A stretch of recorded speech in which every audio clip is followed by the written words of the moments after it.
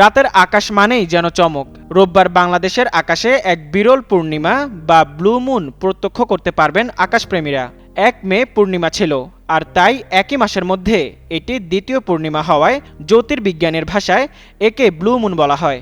এই বিরল ঘটনার কারণে এই বছর 12টি পূর্ণিমার পরিবর্তে 13টি পূর্ণিমা দেখা যাবে। ব্লু মুন বা নীল চাঁদ নামের সঙ্গে রঙের কোনো সম্পর্ক নেই। এটি মূলত একটি সময়ের হিসাব। চাঁদের নিজস্ব কক্ষপথের চক্র বা লুনার সাইকেলের সঙ্গে আমাদের প্রচলিত ক্যালেন্ডার, বছরের দিন ও মাসের হিসাব পুরোপুরি না মেলার কারণেই এই ঘটনা ঘটে।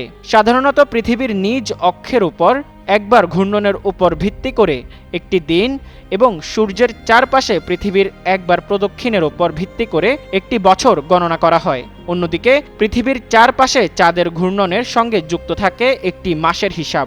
সাধারণ নিয়ম অনুযায়ী প্রতি মাসে একটি পূর্ণিমা হয়ে থাকে।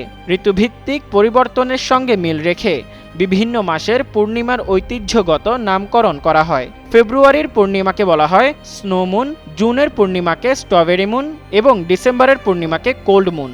তবে চাঁদের 12টি পূর্ণাঙ্গ চক্র বা লুনার সাইকেল আমাদের সাধারণ ক্যালেন্ডার বছরের চেয়ে প্রায় 11 দিন কম।